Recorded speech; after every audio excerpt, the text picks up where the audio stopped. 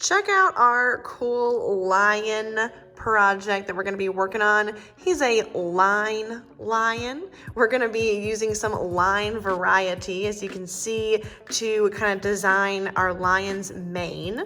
And then we will be cutting out some papers and gluing those on top. So this will be a collage project, because we know a collage is when you cut out paper and glue it on. So check out how we're gonna make this lion collage come to life. All right, so to start this project, you are going to write your name on the back of your paper like you always do, but let's make sure that you write it in the middle of your paper. Then I want you to flip it over. You guys are going to be using a pencil. I'm going to be using a marker just so it shows up a little bit better on this paper. Now we're going to draw a large shape. It's going to be about the same size as our paper.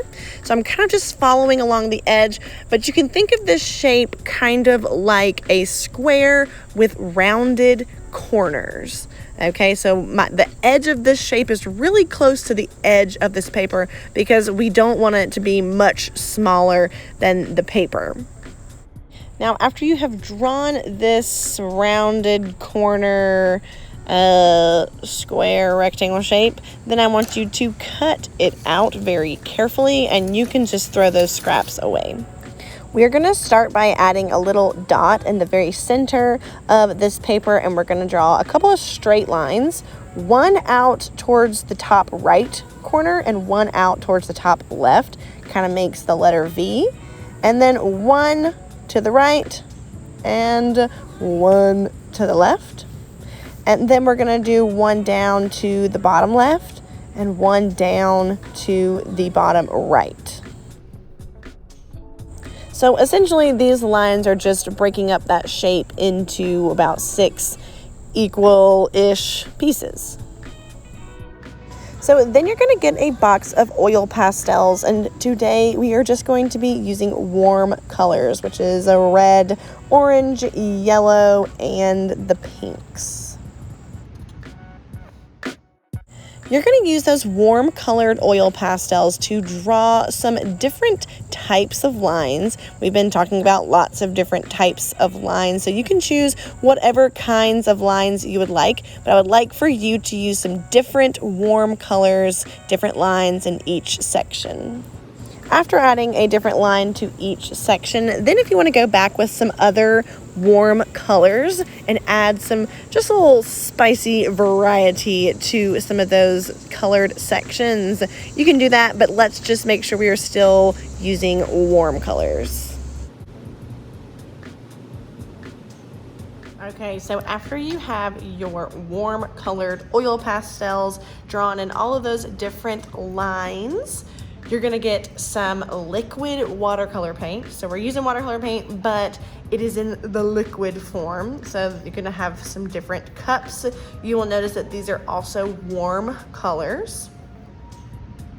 So you'll be able to use any of these warm colored liquid watercolor paints to just fill in the rest of the white spots. So we've used a lot of oil pastels, so there's not a ton of white spaces, but we do wanna fill those in with our liquid watercolor paint. So all you gotta do is dip your brush in there, okay? And then you will paint that on top of your oil pastels, okay? Because we are using watercolor paint,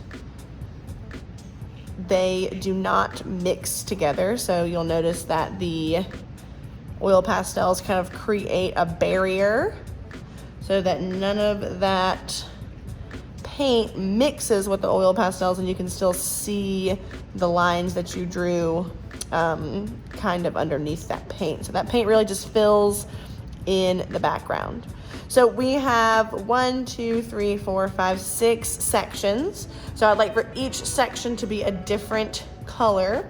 Now you may notice that I only have 4 colors to choose from. You can kind of do them in a pattern, okay? But I would like for 2 sections to have different colors that are next to each other. So I wouldn't paint orange in this section because I just use orange.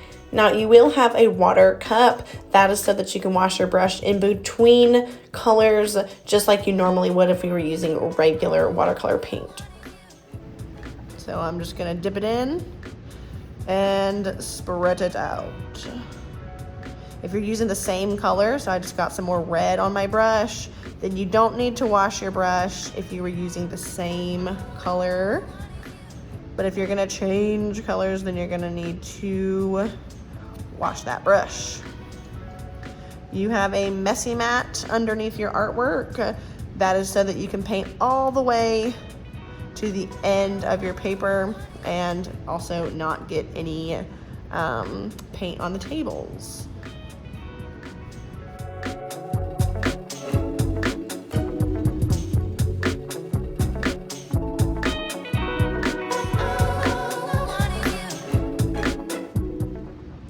Okay, so once you have filled in each one of your spaces, then we can kind of start to clean up. So what you're gonna do is you're going to leave your painting on your messy mat.